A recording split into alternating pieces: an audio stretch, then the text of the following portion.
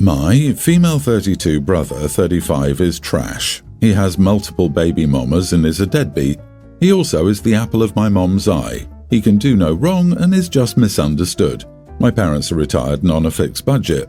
I do well for myself and I help them out. I give them maybe $500 monthly to help with groceries and bills. Every once in a while, I'll give them extra for an unexpected expense. No questions asked.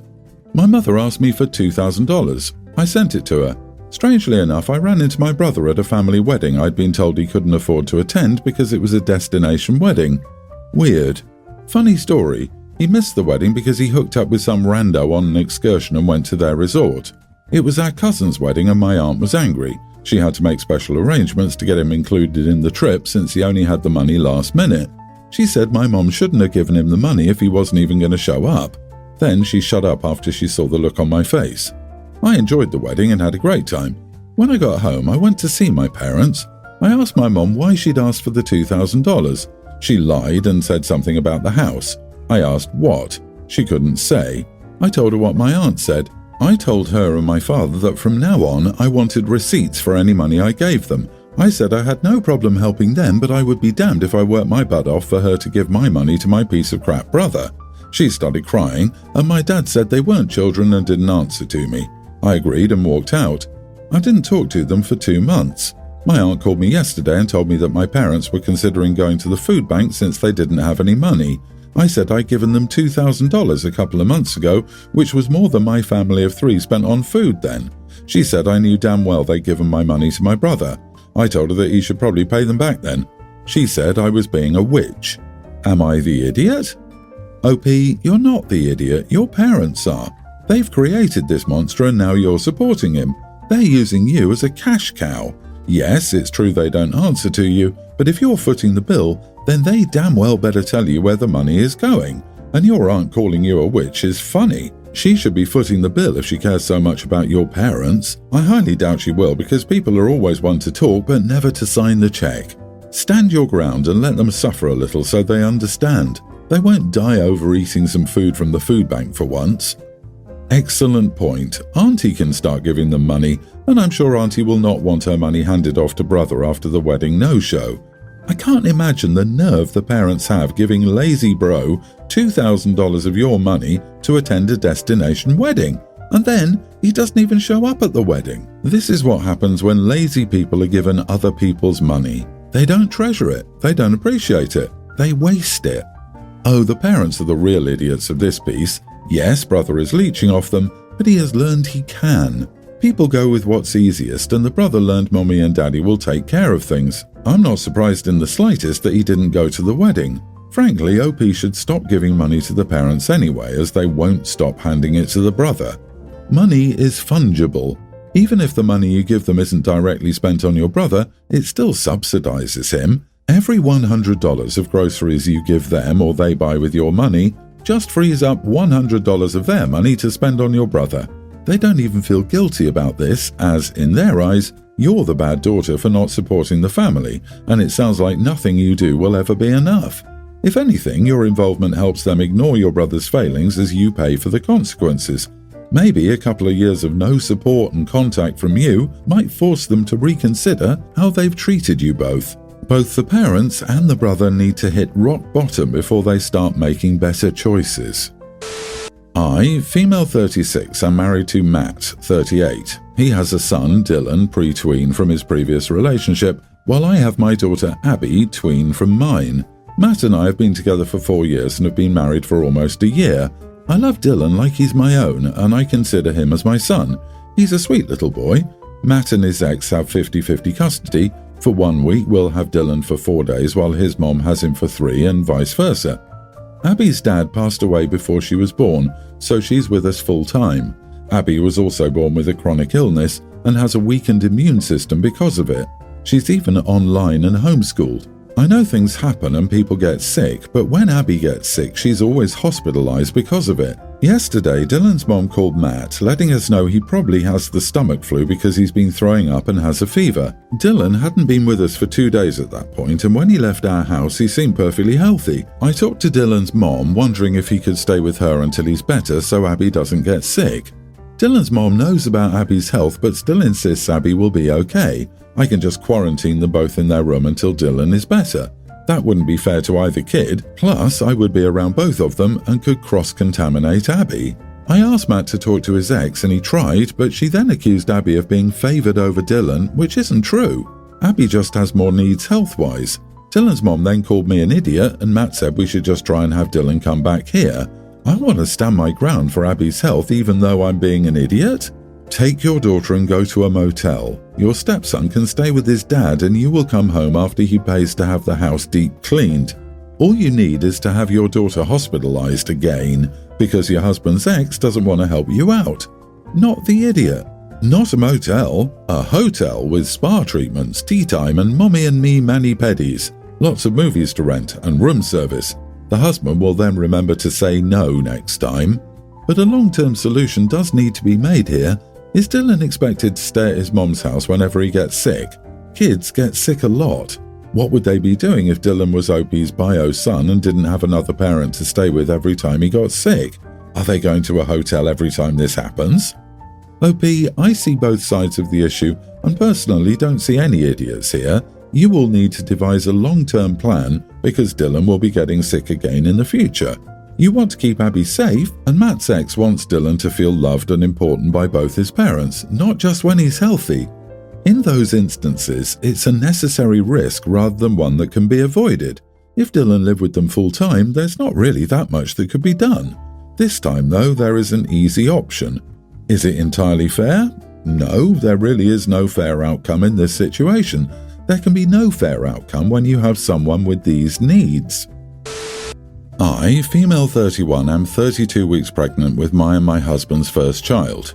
I've been co-workers and friends with Claire, female 36, since I joined the company 5 years ago. We've always been quite close, but I've been getting increasingly annoyed with her while I've been pregnant, and it all came to blows at my baby shower last week.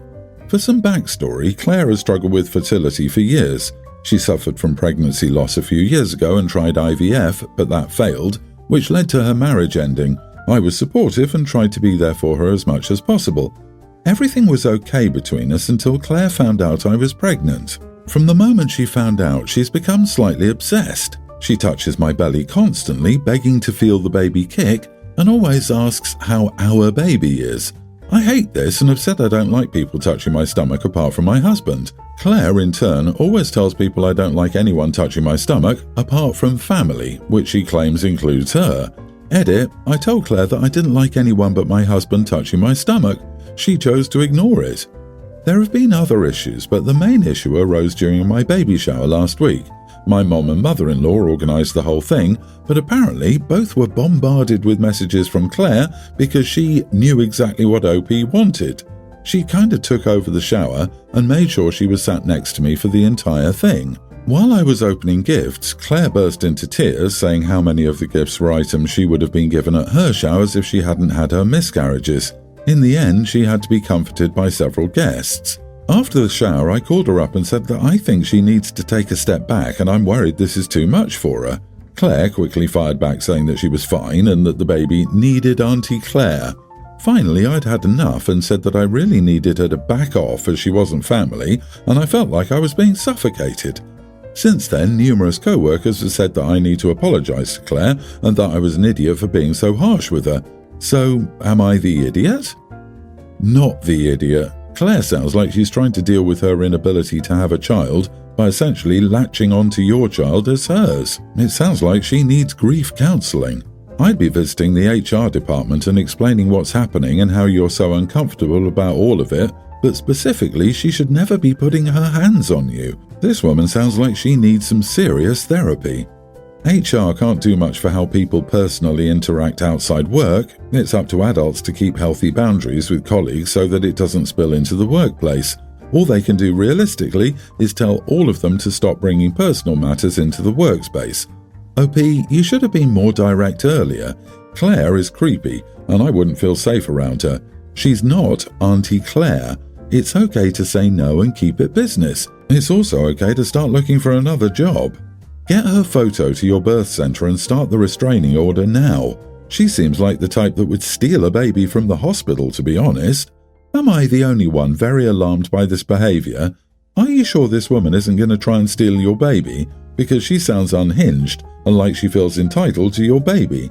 Please purchase a Ring doorbell, change your locks if you haven't already, and be sure she can't access your home. I've read a lot of baby napping or attempted kidnapping stories that start off just like this. Please be careful. Update: for those saying I should find a new job, I can't do that because of my maternity pay.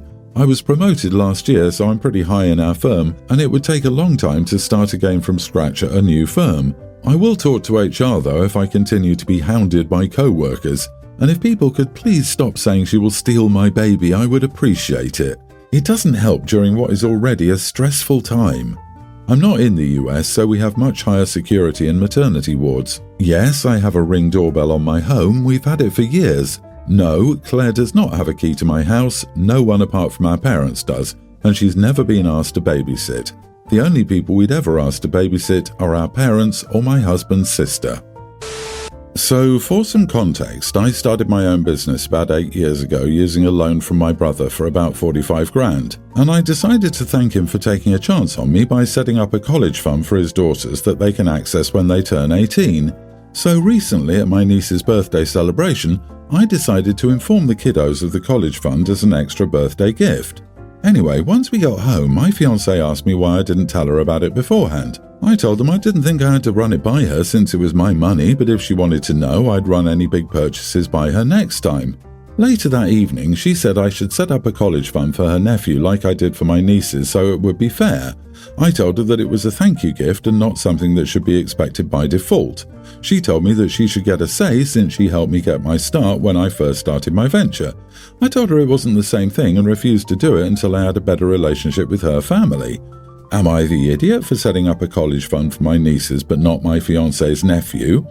Edit. I mean, I never asked her to put her career on hold. She just didn't enjoy working 9 to 5, and I made enough to support her, so she just stopped working 6 years ago.